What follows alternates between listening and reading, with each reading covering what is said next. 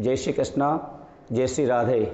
मेरे प्रिय साथियों और सभी धर्म प्रेमियों को पंडित अशोक शर्मा का नमस्कार।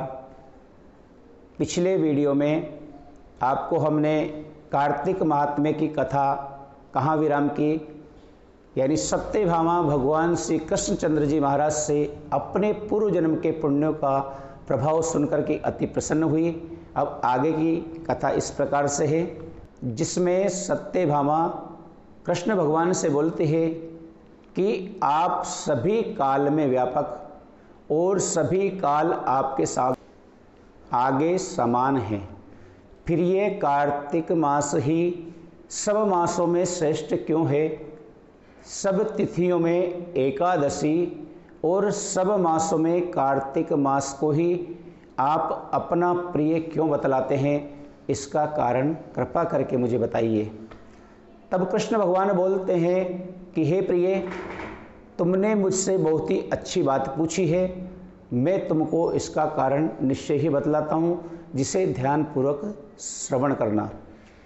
इसी प्रकार एक बार महाराज बेन के पुत्र राजा पृथु ने प्रश्न के उत्तर में देवर्षि नारद से प्रश्न किया और श्री देवर्षि नारद ने उसे कार्तिक मास की महिमा बतलाई थी। राजा पृथु के प्रश्न के उत्तर में देवर्षि नारद ने इस प्रकार कहा था कि हे राजन, एक समय शंख नाम का एक राक्षस बड़ा बलवान और अत्याचारी हो गया था। उसने अपने अत्याचारों से तीनों लोगों को कंपायमान कर दिया था।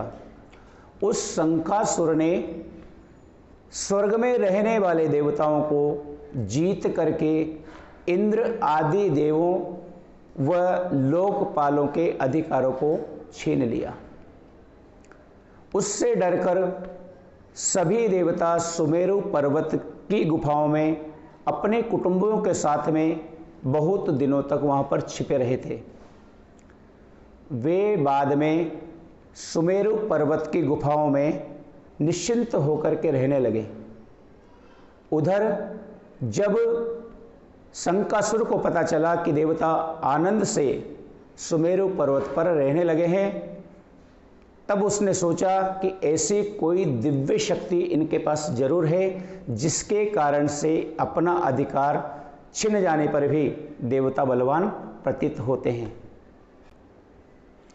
यह सोचते सोचते वह इस परिणाम पर पहुंचा कि वह सब वेद मंत्रों के बल से ही बलवान हो रहे हैं।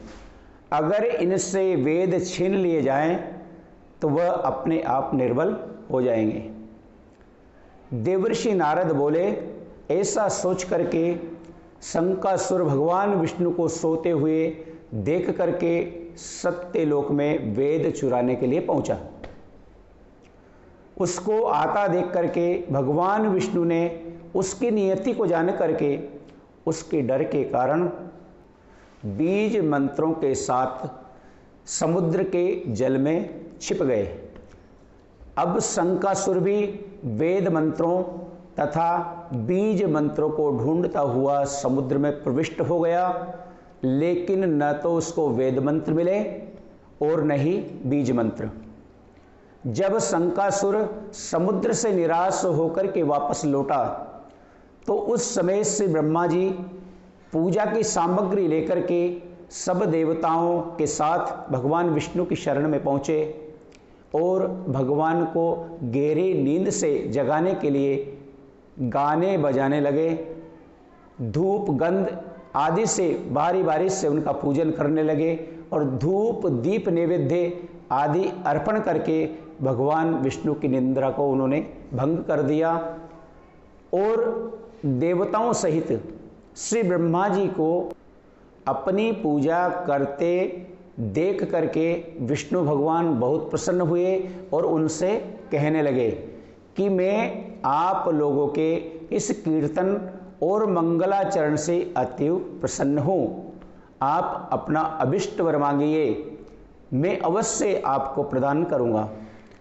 जो भी मनुष्य आश्विन मास की शुक्ल पक्ष की एकादशी से देवोत्थनी एकादशी तक ब्रह्म मुहूर्त में उठ करके मेरी पूजा अर्चना करेंगे, वह तुम्हारी तरह मेरे प्रसन्न होने के कारण सुख को प्राप्त करेंगे। यह जो पाद्य, अर्घ्य, आचमन और जल आदि सामग्री आप लोग मेरे लिए लाए हैं, वह अनंत गुणों वाली होकर के आपका कल्याण करेगी। शंख जो वेद चुरा करके ले गया है, वे सब के सब समुद्र में ही हैं। अतः मैं शंकासुर को मार करके उन्हें लेकर के आता हूँ। आज से सब मंत्र बीज और वेदों के साथ चारों वेद प्रतिवर्ष कार्तिक मास में जल में विश्राम किया करेंगे। अब मैं मत्स्य का रूप धारण करके समुद्र में जाता हूं। आप लोग भी ऋषि महर्षियों को साथ लेकर मेरे साथ चलें। जो कार्तिक मास में पहर रात्रि पहले स्नान करते हैं, वे निश्चय ही अक्षय फल को प्राप्त होते हैं। वह अज्ञात में अमृत स्नान का फल प्राप्त करते हैं। हे देवेंद्र, जो कार्तिक मास में व्रत करते हैं, उन्हें सब प्रकार से धन, पुत्र, पुत्री आदि देते रहना, उन्हें सब आपत्तियों से बचाते रहना। हे धनपति कुबेर, मेरी आज्ञा अनुसार तुम उनका धन धान्य को बढ़ाते रहना, क्योंकि इस प्रकार आचरण करने वाला प्राणी मेरा रूप धारण करके जीवन से मुक्त हो जाता है। जन्म से लेकर के मरणोपरांत जिसने विधि पूर्वक ये कार्तिक मास का उत्तम व्रत कर लिया है, वह आप लोगों का भी पूजनीय है। आप लोगों ने मुझे कार्तिक शुक्ल पक्ष की एकादशी तिथि को जगाया है, इसलिए ये एकादशी सर्वमान्य है और ये मुझे अति प्रिय होगी। हे देवताओं, ये दोनों व्रत नियम पूर्वक करने से प्राणी मेरे सामीप्य को प्राप्त होते हैं और इन व्रतों के करने से जो फल मिलता है वह अन्य व्रतों से नहीं मिलता। इसलिए हर मनुष्य को चाहिए कि सुखी और निरोगी रहने के लिए कार्तिक माहात्म्य और एकादशी की कथा सुनते हुए उपयुक्त नियमों का पालन करना चाहिए। तत्पश्चात देवऋषि नारद बोलते हैं, ऐसा कहकर भगवान विष्णु ने मछली का रूप धारण किया और विंध्याचल पर्वत पर तप कर रहे महर्षि कश्यप की अंजलि के जल में जा पहुँचे। महर्षि कश्यप ने दया करके उसे अपने कमंडल में रख लिया और जब उसने बड़ा रूप धारण किया तो उन्होंने उसे कुएं में डाल दिया। और जब कुएं में भी न समा सकी तो उन्होंने उसे तालाब में फेंक दिया। और जब वो तालाब में भी न समा सकी तो उन्होंने उसे समुद्र में डाल दिया। तब वो वहाँ पर अति विशाल रूप लेकर के बढ़ने लगी। फिर उस मत्स्य रूपी नारायण ने उस शंकासुर को मार डाला। तत्पश्चात शंख को लेकर के वो बद्रीवन में आ पहुँचे। बद्री नारायण में आकर के उन्होंने सब ऋषि और महर्षियों को बुला करके आज्ञा दी कि पानी में इधर उधर फैले हुए वेदों को ढूंढो और उन्हें शीघ्र निकाल करके मेरे पास लेकर के आओ।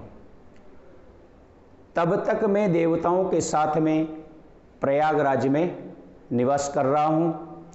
इसके बाद में सब ऋषि महर्षियों ने मिलकर के सब बीज सहित वेद मंत्रों को ढूंढ निकाला।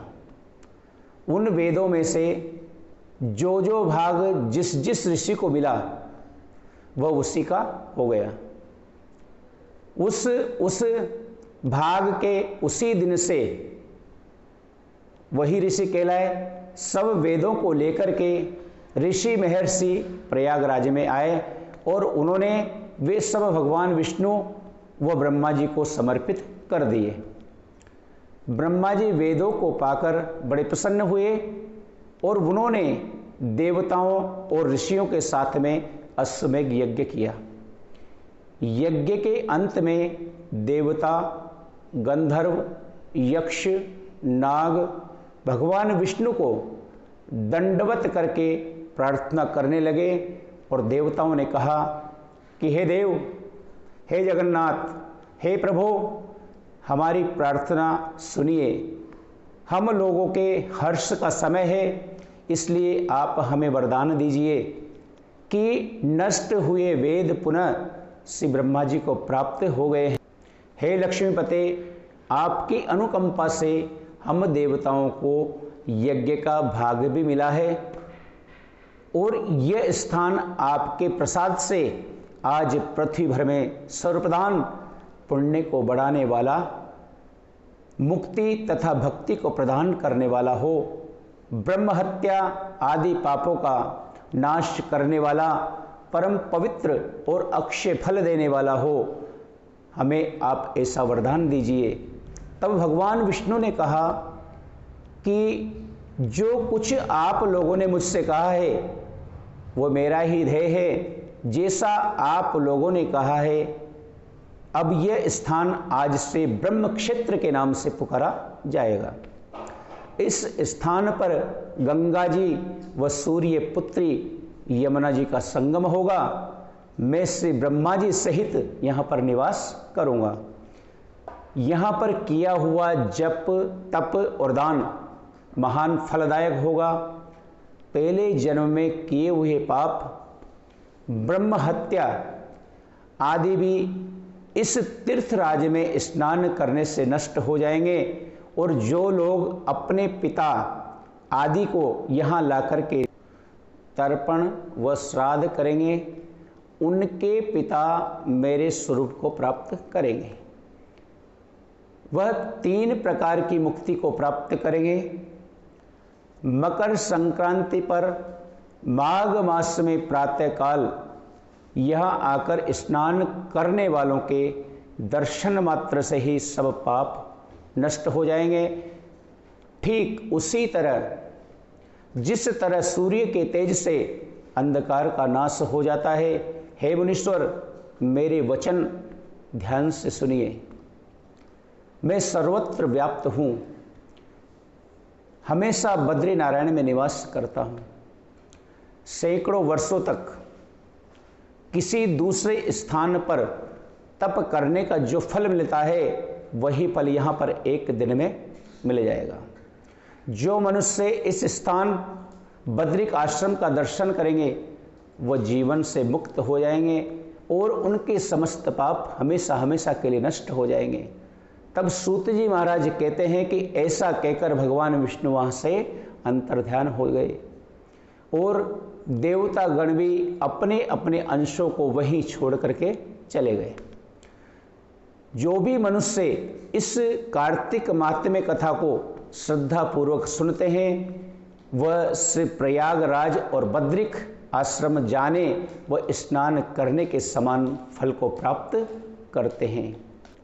तत्पश्चात राजा पृथु ने कहा कि हे देवऋषि नारद, आपने कार्तिक मास में स्नान का फल कहा, अब अन्य मासों में विधिवत स्नान करने की विधि, नियम तथा उद्यापन की विधि आप मुझे बतलाइए। तब देवऋषि नारद बोलते हैं कि हे राजन, आप भगवान विष्णु के अंश से उत्पन्न हुए हैं, अतः ये बात आपको मालूम ही है, फिर भी मैं आपको यथोचित विधान बतलाता हूँ। आश्विन मास में शुक्ल पक्ष की एकादशी से कार्तिक के व्रत करने चाहिए।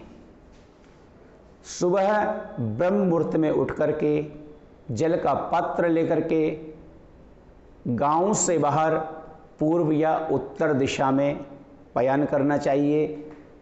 दिन में अथवा शाम को अपने कान पर जनेऊ चढ़ा करके पृथ्वी पर घास बिछा करके सिर को कपड़े से ढक करके मुंह को भली भांति बंद करके थूक व श्वास को रोक करके मल व मूत्र त्याग करने के पश्चात मिट्टी व जल से भली भांति अपने गुप्तांगों को धोए। तत्पश्चात जो भी मनुष्य दातुन यानी मुख की शुद्धि नहीं करता, उसके सब मंत्र निष्फल हो जाते हैं। अतः दांत और जीभ को यत्नपूर्वक शुद्ध करना चाहिए और निम्नलिखित मंत्र पढ़कर वृक्ष से दातुन तोड़ लेनी चाहिए कि हे बृहस्पति, तुम हमें आयु दें, कीर्ति दें, तेज दें, प्रज्ञा दें, पशु दें, संपत्ति दें, महाज्ञान दें, बुद्धि दें और विद्या प्रदान करें। यह मंत्र पढ़कर दूध वाले वृक्ष से 12 अंगुल की दातुन तोड़कर दातुन करें। व्रत या श्राद्ध के दिन दातुन कदापि नहीं करना चाहिए। प्रतिपदा, अमावस्या, नवमी, षष्ठी, रविवार को चंद्र तथा सूर्य ग्रहण में दातुन नहीं करना चाहिए। कटीले पेड़ों, कपास, पीपल, बरगद और निर्गंध, इन पेड़ों की दातुन करना चाहिए। तत्पश्चात भली भांति स्नान करके फूल माला, चंदन और पान इत्यादि पूजन की सामग्री लेकर के प्रसन्न मन भक्तिपूर्वक भगवान शंकर के मंदिर में जाना चाहिए। वहाँ सभी देवी देवताओं की अर्धे, आचमनीय और आदि वस्तु से अलग अलग पूजन करना चाहिए। प्रार्थना एवं प्रणाम करना चाहिए। फिर भक्तों के स्वर में स्वर मिला करके श्री हरि का कीर्तन करना चाहिए। मंदिर में जो भी गायक भगवान श्री हरि का कीर्तन करने आए हों, उनका माला, चंदन, तांबुल आदि से पूजन करना चाहिए, क्योंकि देव स्थानों में भगवत कीर्तन करने वाले भी साक्षात भगवान विष्णु की मूर्ति के समान माने जाते हैं। यह लोग सतयुग में विष्णु जी को अपनी तपस्या, योग और दान द्वारा भगवान को प्रसन्न किया करते थे, मगर कलयुग में भगवत गुणवान ही भगवान श्री हरि को प्रसन्न करने का प्रधान साधन माना गया है। कहते हैं कलयुग केवल नाम आधारा, सुमिर सुमिर नर उतरी पारा। देवर्षि नारद जी ने राजा पृथु से कहा कि हे राजन, मैंने एक बार भगवान से जब पूछा कि हे प्रभु, आप सबसे अधिक कहाँ पर निवास करते हैं। देवर्षि नारद की यह बात सुनकर के भगवान विष्णु ने कहा कि हे नारद, न तो मैं वैकुंठ में वास करता हूँ और न ही मैं योगियों के हृदय में वास करता हूँ, अपितु जहाँ मेरे भक्त मेरा संकीर्तन करते हैं, मेरा जागरण करते हैं, वहाँ मैं अवश्य निवास करता हूँ। जो मनुष्य चंदन माला आदि से मेरे भक्तों का पूजन करते हैं, उनसे मेरी ऐसी प्रीति हो जाती है जैसी कि मेरे पूजन से भी नहीं हो सकती। शिरीष, धतूरा, गिरिजा, चमेली, केसर और कंदार तथा कटहल के फूलों व अक्षत से भगवान विष्णु की पूजा कदापि नहीं करना चाहिए। अड़हल, कंद, गिरीश, जूही, मालती और केवड़ा के पुष्पों से भगवान शंकर की पूजा नहीं करना चाहिए। लक्ष्मी के इच्छुक पुरुषों को तुलसी पत्र से सूर्य नारायण की पूजा कदापि नहीं करना चाहिए। जिन देवताओं की पूजा में जो फूल निर्दिष्ट हैं, उन्हीं से उनका पूजन करें।